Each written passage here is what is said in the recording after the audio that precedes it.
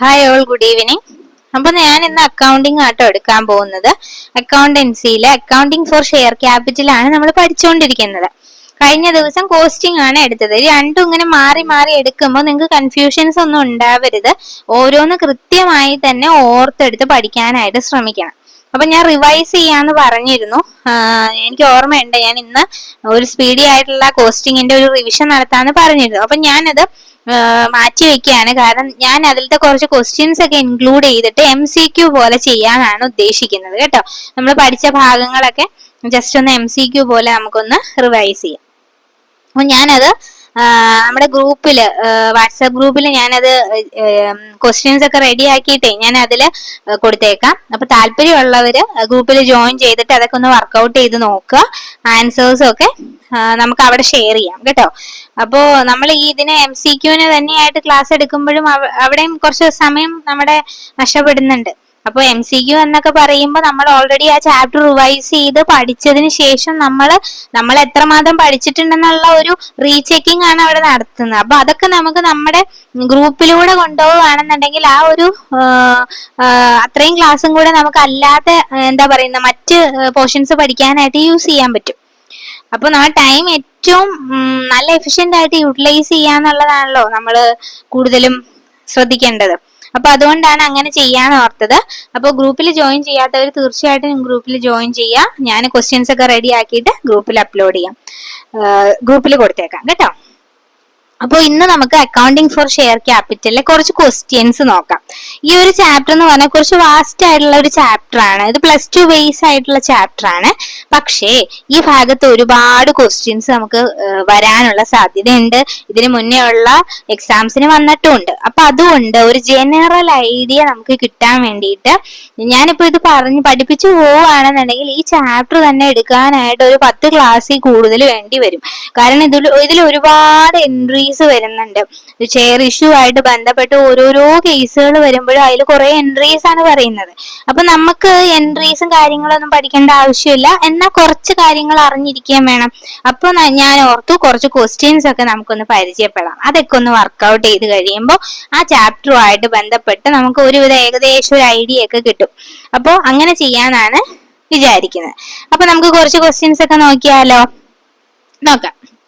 എന്തെങ്കിലും ഡൗട്ട്സ് എവിടെയെങ്കിലും തോന്നുകയാണെന്നുണ്ടെങ്കിൽ നിങ്ങൾ ചോദിക്കണം കേട്ടോ.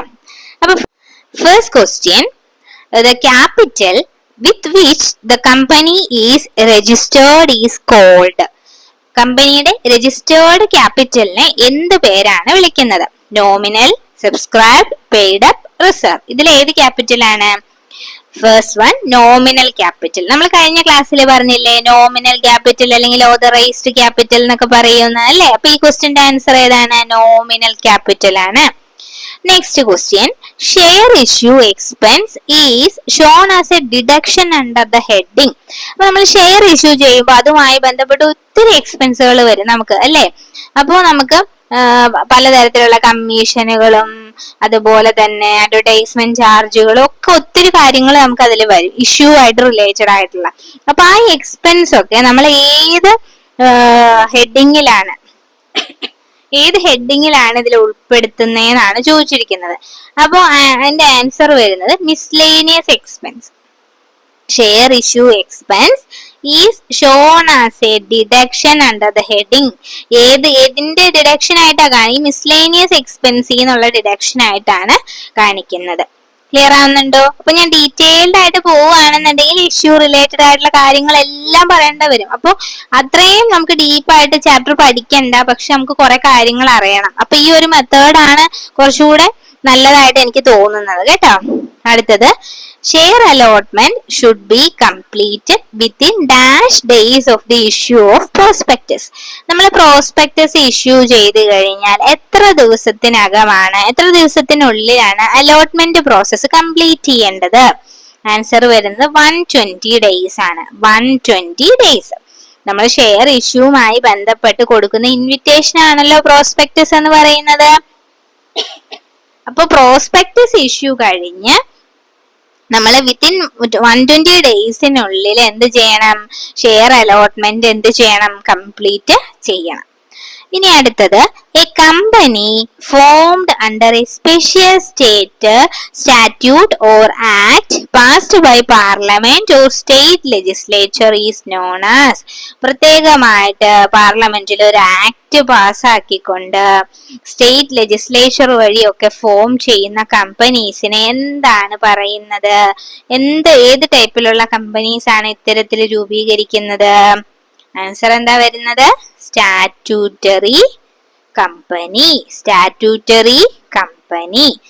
അടുത്തത് ഇതിൽ രജിസ്റ്റേർഡ് കമ്പനീസ് ആക്ട് അനുസരിച്ച് രജിസ്റ്റർ ചെയ്തിട്ടുള്ള കമ്പനിയാണെന്നൊക്കെ നമ്മൾ പറഞ്ഞു അല്ലെ. ഗവൺമെന്റ് കമ്പനിയുടെ കാര്യം പറഞ്ഞു, ചാർട്ടേഡ് കമ്പനിയുടെ കാര്യമൊക്കെ പറഞ്ഞു, ഇൻട്രൊഡക്ഷൻ ക്ലാസ്സിൽ പറഞ്ഞു. അപ്പൊ അതൊക്കെ ഓർഡർ വൈസ് ആയിട്ട് തന്നെ കണ്ടുപോവാം. ഇനി അടുത്തത് certain companies are formed for promotion of arts, sports, science, culture, etc. These are companies. അപ്പോൾ ആർട്സിനെയോ സ്പോർട്സിനെയോ സയൻസിനെയോ കൾച്ചറിനെയൊക്കെ പ്രൊമോട്ട് ചെയ്യാൻ വേണ്ടി രൂപീകരിക്കുന്ന ടൈപ്പ് ഓഫ് കമ്പനീസ് ഒക്കെ ഏത് കാറ്റഗറിയിൽ പെടും? അതായത് ലിമിറ്റഡ് ബൈ ഷെയർസ് ആണോ, ലിമിറ്റഡ് ബൈ ഗ്യാരണ്ടി ആണോ, അൺലിമിറ്റഡ് ലയബിലിറ്റി ആണോ, എങ്ങനെയാ വരുന്നത്? നമ്മൾ കഴിഞ്ഞ ക്ലാസ്സിൽ പറഞ്ഞു ലിമിറ്റഡ് ബൈ ഗ്യാരണ്ടി അല്ലേ. ട്രസ്റ്റ് പോലെയൊക്കെ ഫോം ചെയ്യുന്ന കമ്പനീസ് ഒക്കെ ലിമിറ്റഡ് ബൈ ഗ്യാരണ്ടി ആണ് വരുന്നത് അല്ലെ. അവർ ഇത്ര രൂപ കോൺട്രിബ്യൂട്ട് ചെയ്യും വൈൻഡിങ് അപ്പിന്റെ സമയത്ത് എന്നുള്ളൊരു ഗ്യാരണ്ടി ബേസിലായിരിക്കും അവിടെ എന്ത് വരുന്നത്? ഒരു മെമ്പേഴ്സ് ആ കമ്പനിയിൽ ജോയിൻ ചെയ്യുന്നത് അല്ലെങ്കിൽ ആ കമ്പനി ഫോം ചെയ്യുന്നത്. ക്ലിയർ ആയോ? നമ്മൾ ഇവിടെ ഒരു ക്വസ്റ്റ്യൻ വിട്ടുപോയി. എവിടെയാതേനത്? Private company, public company and government company are companies classified on the basis of. അപ്പൊ ഈ പ്രൈവറ്റ്, പബ്ലിക്, ഗവൺമെന്റ് എന്നിങ്ങനെ കമ്പനിയെ എന്തിന്റെ അടിസ്ഥാനത്തിലാണ് നമ്മൾ തരംതിരിച്ചിരിക്കുന്നത്? എന്തിന്റെ അടിസ്ഥാനത്തിലാണ്? ഇൻകോർപ്പറേഷന്റെ ബേസിലാണ്.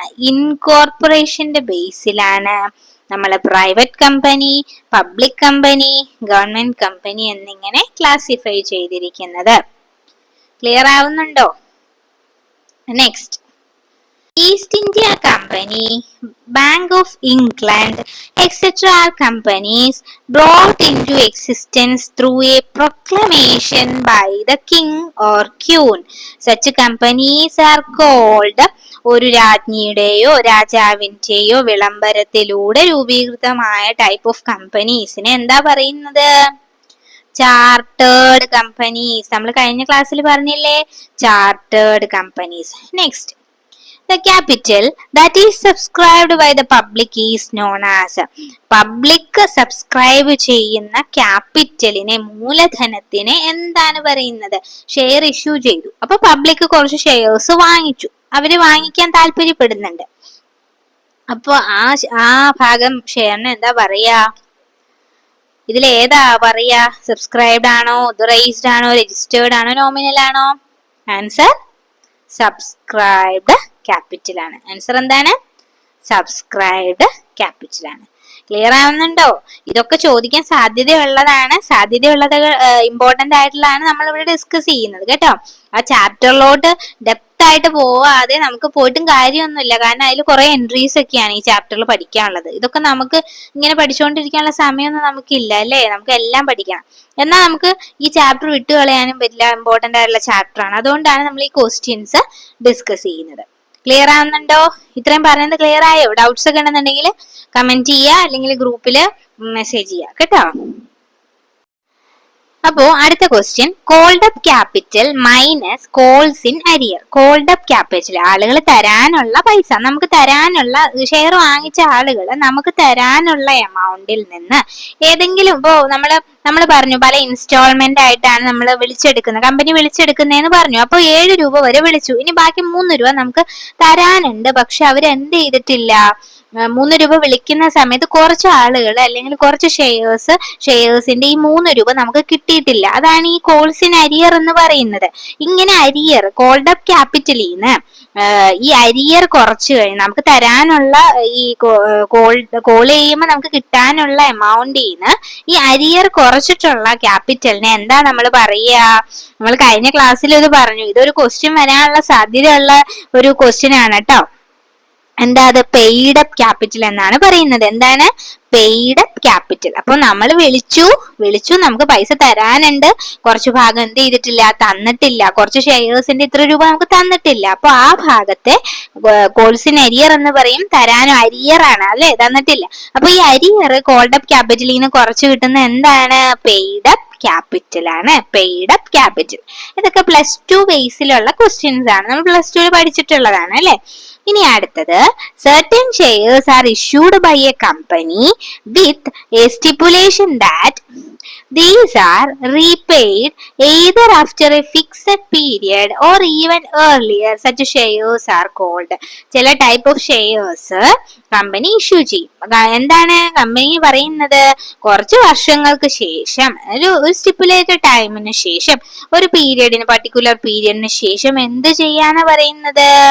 ഞങ്ങൾ ആ ഷെയറിന്റെ എമൗണ്ട് തിരിച്ചു തരും. That these are repaid. എന്ത് ചെയ്യും? തിരിച്ചു തരും എന്ന ഒരു കണ്ടീഷനില്, എന്ന ഒരു രീതിക്ക്, ആ പറഞ്ഞിരിക്കുന്ന സമയത്തിനോ അല്ലെങ്കിൽ അതിന് മുന്നെയോ തിരിച്ചു തരാം എന്ന ഒരു രീതിക്ക് ഇഷ്യൂ ചെയ്യുന്ന ടൈപ്പ് ഓഫ് ഷെയർസിനെ എന്താ പറയുന്നതെന്ന് അറിയാമോ?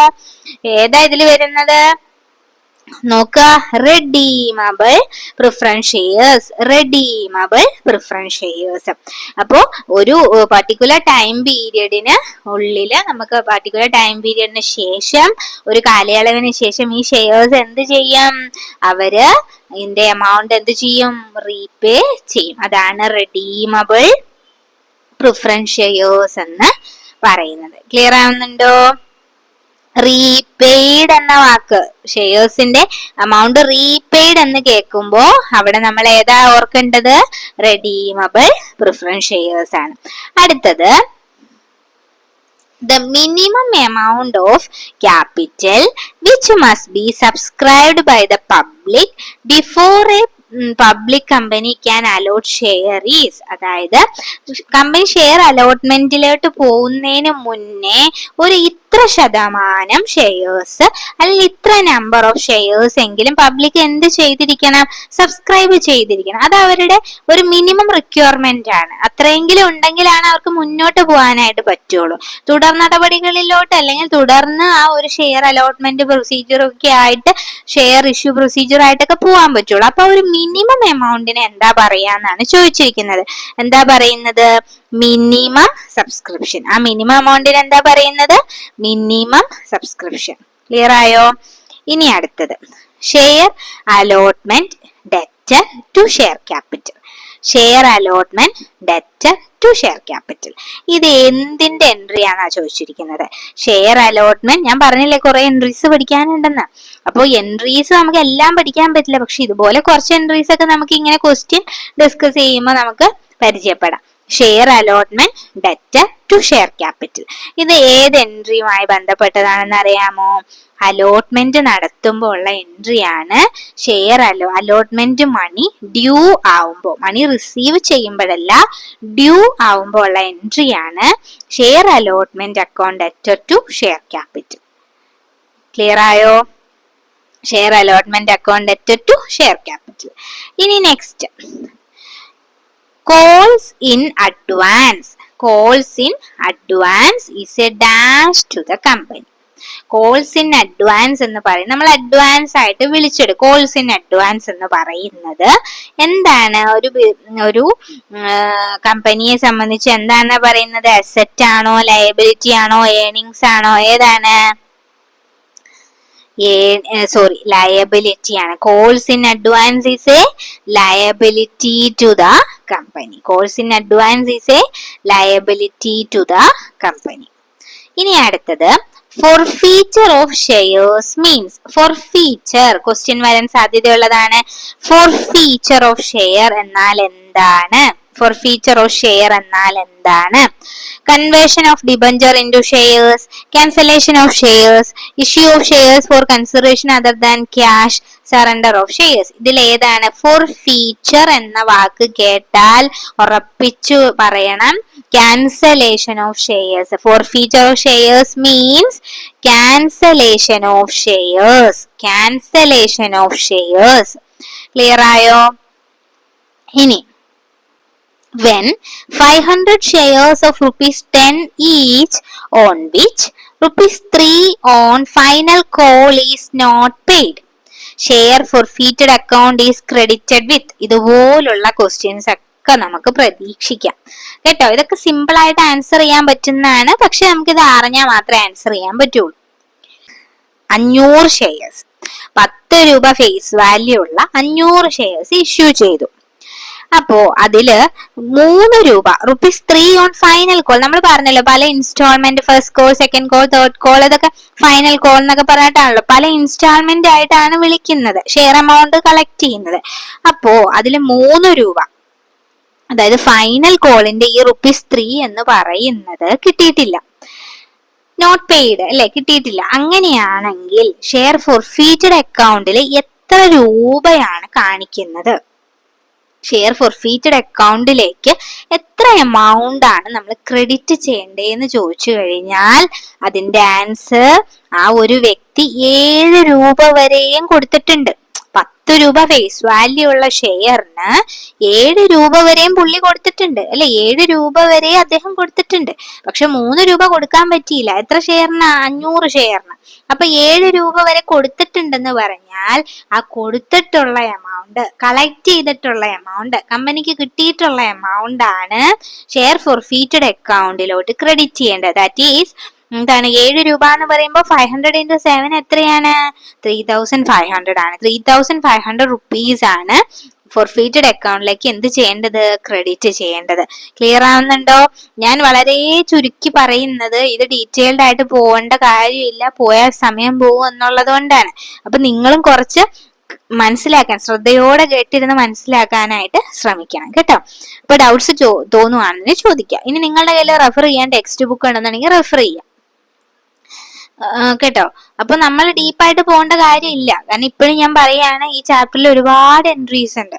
ഈ ഓരോ എൻട്രീസ് നമുക്ക് പഠിക്കേണ്ട ആവശ്യമില്ല, നമുക്ക് അങ്ങനെ ചോദിക്കുകയുമില്ല. പക്ഷെ അവിടുന്ന് ഇവിടുന്ന് ഇതുപോലുള്ള കാര്യങ്ങൾ ചോദിക്കും. അത് ചോദിക്കുമ്പോൾ നമ്മൾ അറിഞ്ഞിരിക്കണം കേട്ടോ. അതിനു വേണ്ടിയിട്ടാണ് ഈ ക്വസ്റ്റ്യൻസ് ഡിസ്കസ് ചെയ്യുന്നത്. ഓക്കെ, ഇനി അടുത്ത ക്വസ്റ്റ്യൻ.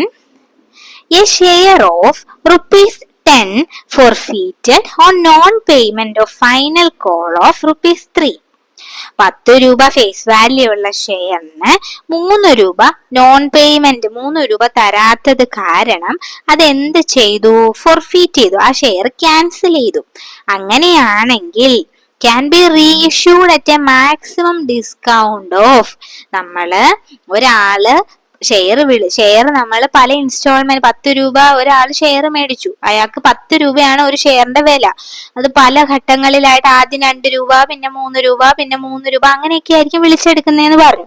അപ്പൊ ഏതെങ്കിലും ഒരു അലോട്ട്മെന്റില്, ഏതെങ്കിലും ഒരു കോളില് അയാൾക്ക് അദ്ദേഹത്തിന് ക്യാഷ് കൊടുക്കാനായിട്ട് സാധിച്ചില്ല എന്നുണ്ടെങ്കിൽ നമ്മൾ കുറെ വെയിറ്റിംഗ് പീരീഡ് ഒക്കെ കൊടുത്തു, ഒരു 14 ദിവസമൊക്കെ നമ്മൾ വെയിറ്റ് ചെയ്തു, നമ്മൾ ഫോർഫീറ്റ് ചെയ്യുമെന്ന് അറിയിക്കുകയും ചെയ്തു.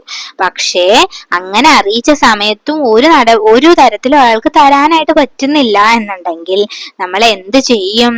ആ എമൗണ്ട്, നമ്മൾ എന്താണ് ഈ പറഞ്ഞ ഷെയർ ക്യാൻസൽ ചെയ്യും. അതിനെയാണ് ഫോർഫീറ്റഡ് എന്ന് പറയുന്നത്. ഫോർഫീച്ചർ എന്ന് പറയുന്നത് അതാണ്. അപ്പൊ ഫോർഫീറ്റ് ചെയ്ത ഷെയർ നമുക്ക് എന്ത് ചെയ്യാൻ പറ്റും? ഇത്തരത്തിൽ ക്യാൻസൽ ചെയ്ത ഷെയർ ആർട്ടിക്കിൾ ഓഫ് അസോസിയേഷനിൽ പറയുന്നു, അതിനൊരു പ്രൊവിഷൻ ഉണ്ടെന്നുണ്ടെങ്കിൽ റീഇഷ്യൂ ചെയ്യാൻ പറ്റും, വീണ്ടും നമുക്കത് ഇഷ്യൂ ചെയ്യാൻ പറ്റും. അങ്ങനെ ഇഷ്യൂ ചെയ്യുമ്പോൾ അത് ഡിസ്കൗണ്ടിലാണ് ഇഷ്യൂ ചെയ്യുന്നതെങ്കിൽ ആ മാക്സിമം ഡിസ്കൗണ്ട് കൊടുക്കേണ്ട എമൗണ്ട് എന്ന് പറയുന്നത്, എത്ര രൂപ വില കുറച്ചിട്ട് മാക്സിമം കുറയ്ക്കാൻ പറ്റുന്ന വില എന്ന് പറയുന്നത് 7 രൂപയാണ്. എത്ര രൂപയാണോ നമ്മൾ അവരുടെ അടുത്ത് നിന്ന് കളക്ട് ചെയ്തത്, ഇതുവരെ അയാൾ തന്നിരിക്കുന്ന തുക 7 രൂപ തന്നായിരുന്നു അല്ലെ, 7 രൂപ വരെ തരാൻ പറ്റി, 3 രൂപയാണ് തരാൻ പറ്റാതിരുന്നത്. അപ്പോൾ നമ്മൾ റീഇഷ്യൂ ചെയ്യുമ്പോൾ, ഒരിക്കൽ ആ ഷെയർ ക്യാൻസൽ ചെയ്തിട്ട് നമ്മളത് റീഇഷ്യൂ ചെയ്യുമ്പോൾ മാക്സിമം നൽകാവുന്ന ഡിസ്കൗണ്ട്, നമ്മൾ റീഇഷ്യൂ ചെയ്യുന്ന ഷെയറിന് കൊടുക്കാവുന്ന ഡിസ്കൗണ്ട് എന്ന് പറയുന്നത് 7 രൂപയാണ്. പെർ ഷെയറിന് 7 രൂപ വരെ ഡിസ്കൗണ്ട് കൊടുത്തിട്ട് നമുക്ക് എന്ത് ചെയ്യാം? റീഇഷ്യൂ ചെയ്യാം. ഇങ്ങനെയാണ് പറയുന്നത്. ക്ലിയർ ആവുന്നുണ്ടോ? മനസ്സിലായോ? ഓക്കെ. ഇനി if 1 share is allotted for every 5 shares applied, ഇങ്ങനെ കേൾക്കുമ്പോ തന്നെ ഓർക്കണം പ്രൊറേറ്റ അലോട്ട്മെന്റ്. ഇത് ഓരോന്ന് നമ്മൾ പഠിക്കും കേട്ടോ. ഞാനിപ്പോ പറഞ്ഞ ഫോർഫീറ്റഡ് എന്താണ്, forfeiture of shares, pro rata allotment, bonus shares, അങ്ങനെ കുറെ കാര്യങ്ങളുണ്ട്, കുറെ കാര്യങ്ങൾ പഠിക്കാനുണ്ട്. അതൊക്കെ ഞാൻ അല്ലാതെ തന്നെ നമുക്ക് ടോപ്പിക് വൈസ് ആയിട്ട് തന്നെ പഠിക്കാം കേട്ടോ. If 1 share is allotted for every 5 shares applied. ഇപ്പോ നമ്മൾ ഷെയർ ഇഷ്യൂന്റെ സമയത്ത് നമ്മൾ ഇഷ്യൂ ചെയ്ത ഷെയർ ഓവറായിട്ട് സബ്സ്ക്രിപ്ഷൻ വരികയാണ്. നമ്മൾക്ക് ആവശ്യമുള്ളതിലധികം ആളുകൾ ഷെയർ ആവശ്യപ്പെടുമ്പോൾ നമുക്ക് അവിടെ എല്ലാവർക്കും അത്രയും ഷെയർ എന്ത് ചെയ്യാൻ പറ്റില്ല, കൊടുക്കാനായിട്ട് സാധിക്കില്ല. അപ്പൊ നമ്മൾ എന്ത് ചെയ്യും, പ്രൊപ്പോർഷനേറ്റ് ആയിട്ട് കൊടുക്കും ഷെയർ. അപ്പൊ പ്രൊപ്പോർഷനേറ്റ് ആയിട്ട് ഷെയർ അലോട്ട് ചെയ്യുന്നതിനെയാണ് പ്രൊറേറ്റ അലോട്ട്മെന്റ് എന്ന് പറയുന്നത്. അപ്പോ ഇത്തരത്തില് നമ്മൾ കൊടുക്കുമ്പോൾ ഇവിടെ ഒരു കേസ് പറയാണ്, if 1 share is allotted for every 5 shares applied. Over subscription വരുമ്പോ അത്രയും ഷെയർ അയാൾക്ക് കൊടുക്കാൻ പറ്റില്ല. ഓരോ 5 share for every 5 shares, 5 ഷെയറിന് 1 share എന്ന കണക്കില് കൊടുക്കാം. ഒരാൾ 1000 ഷെയർസിന് അപ്ലൈ ചെയ്തു, അപ്പൊ 1000 ഷെയറും അയാൾക്ക് കൊടുക്കാൻ പറ്റില്ല. അപ്പൊ കമ്പനി തീരുമാനിച്ചു അയാളുടെ കയ്യിലുള്ള ഓരോ 5 ഷെയറിനും 1 ഷെയർ വീതം എന്ന രീതിക്ക് കൊടുക്കാം. അതാണ് പ്രൊറേറ്റ അലോട്ട്മെന്റ് എന്ന് പറയുന്നത്. 1000 ഷെയർ അപ്ലൈ ചെയ്തു, ഇതുപോലെ ഒത്തിരി പേർക്ക് ഷെയർ ആപ്ലിക്കേഷൻ കൊടുത്തിട്ടുണ്ടാവും. അപ്പൊ എല്ലാവർക്കും അവർ അപ്ലൈ ചെയ്ത് അത്രയും ഷെയർസ് അലോട്ട് ചെയ്യാൻ പറ്റില്ല അല്ലെ. പക്ഷെ അവരെ നിരാശപ്പെടുത്താതെ അവർക്ക് ഒരു രീതിയിൽ എന്ത് ചെയ്യാം, അലോട്ട്മെന്റ് കൊടുക്കാം. അതാണ് പ്രൊറേറ്റ അലോട്ട്മെന്റ് നമ്മൾ പറഞ്ഞു. അപ്പോ 1000 ഷെയർ അപ്ലൈ ചെയ്ത ഒരാൾക്ക് കമ്പനി തീരുമാനിച്ചു ഓരോ 5 ഷെയറിനും 1 ഷെയർ എന്ന നിരക്കിൽ 1 ഷെയർ എന്ന രീതിക്ക് കൊടുക്കാമെന്ന് തീരുമാനിച്ചു. അങ്ങനെയാണെങ്കിൽ ആ വ്യക്തിക്ക് എത്ര ഷെയർ കിട്ടൂന്നാ ചോദിച്ചേണേ. സിമ്പിൾ മാത്സ് അല്ലേ. 1000 ഷെയറിന് 5 ഷെയർ എന്ന് പറഞ്ഞാൽ 1000-ൽ എത്ര 5 ഉണ്ട്? 1000 ഡിവൈഡ് ബൈ 5 ചെയ്താൽ എത്ര കിട്ടും? 200 അല്ലേ. അപ്പൊ അയാൾക്ക് കിട്ടുന്ന ഷെയർ എത്രയായിരിക്കും? 200 ഷെയർസ് ആയിരിക്കും. എത്ര ഷെയർ ആയിരിക്കും? 200 ഷെയർസ് ആയിരിക്കും. ക്ലിയർ ആയോ? മനസ്സിലാവുന്നുണ്ടോ? ഇനി next question. If a share of ₹10 is issued at a premium of 20%, 10 രൂപ വിലയുള്ള ഷെയർ 20% പ്രീമിയത്തിൽ ഇഷ്യൂ ചെയ്താൽ ഇഷ്യൂ പ്രൈസ് എത്രയായിരിക്കും? 12 രൂപയായിരിക്കും അല്ലേ. 10 രൂപ വിലയുള്ള ഷെയർ 20% പ്രീമിയത്തിൽ ഇഷ്യൂ ചെയ്താൽ എത്രയാ? 12 രൂപയായിരിക്കും. സിമ്പിൾ അല്ലേ? 12 രൂപയായിരിക്കും. ക്ലിയർ ആയോ? ഇനി forfeited shares account is finally closed by transfer of its balance to forfeited share account.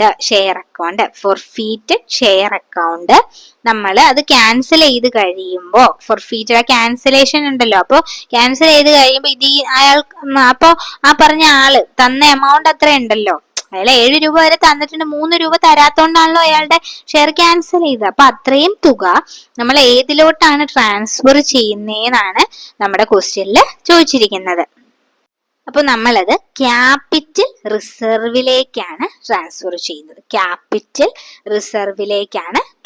ചെയ്യുന്നത്. ക്ലിയർ ആവുന്നുണ്ടോ? ഇതുവരെ പറഞ്ഞത് മനസ്സിലായോ? അടുത്തത് voluntary return of shares by shareholders to the company for cancellation is called. ഒരാള് സ്വമേധിയാ വന്നിട്ട് പറയാണ്, ഞാൻ എന്റെ ഷെയർ ഞാൻ ക്യാൻസൽ ചെയ്യാണെന്ന് ഒരു ഷെയർ ഹോൾഡർ വോളണ്ടറി ആയിട്ട് അയാള് വന്ന് കമ്പനിയോട് ആവശ്യപ്പെടുമ്പോ അത് ഏത് ടൈപ്പിലുള്ള, അതിനെന്താ പറയുന്നത്? അതിനെ പറയുന്നത് സറണ്ടർ ഓഫ് ഷെയർസ് എന്നാണ്. കമ്പനി ക്യാഷ് തരാത്തതിന്റെ പേരിൽ കമ്പനി ക്യാൻസൽ ചെയ്യുന്നതിനെ ഫോർഫീച്ചർ ഓഫ് ഷെയർസ് എന്ന് പറയും. ഇനി ആ വ്യക്തി വോളണ്ടറി ആയിട്ട് ക്യാൻസൽ ചെയ്യുന്നതിന്, കമ്പനിക്ക് ക്യാൻസൽ ചെയ്യാൻ കൊടുക്കുന്നതിന് എന്താ പറയുന്നത്? സറണ്ടർ ഓഫ് ഷെയർസ് എന്ന് പറയും. ക്ലിയർ ആയോ? അപ്പൊ ഇന്ന് നമുക്ക് 20 ക്വസ്റ്റ്യൻ മതി. ഈ 20 ക്വസ്റ്റ്യൻ പഠിച്ചപ്പോ നിങ്ങൾക്ക് ഒരുവിധ ഐഡിയ കിട്ടിയിട്ടുണ്ടാവും അല്ലെ. ഞാൻ പറഞ്ഞു ഈ ഫോർഫീറ്റഡും ഫോർഫീച്ചർ ഓഫ് ഷെയർസും അതുപോലെ ബോണസ് സ്വെറ്റ് അങ്ങനെ കുറെ കാര്യങ്ങളുണ്ട്. അതെല്ലാം നമുക്ക് പഠിക്കാം കേട്ടോ. അതൊക്കെ നമുക്ക് പഠിക്കാം. അപ്പൊ ഞാൻ ജസ്റ്റ് ഈ ക്വസ്റ്റ്യൻസ് ആദ്യം പറഞ്ഞു കഴിഞ്ഞിട്ട് നമുക്ക് അതൊക്കെ എടുത്തു പോവാം. അപ്പൊ ക്ലിയർ ആവുന്നുണ്ടോ? അപ്പൊ എന്തെങ്കിലും ഡൗട്ട്സ് ഒക്കെ ഉണ്ടെന്നുണ്ടെങ്കിൽ കമന്റ് ചെയ്യാം കേട്ടോ. അപ്പൊ നെക്സ്റ്റ് ക്ലാസ്സിൽ കാണാം. താങ്ക്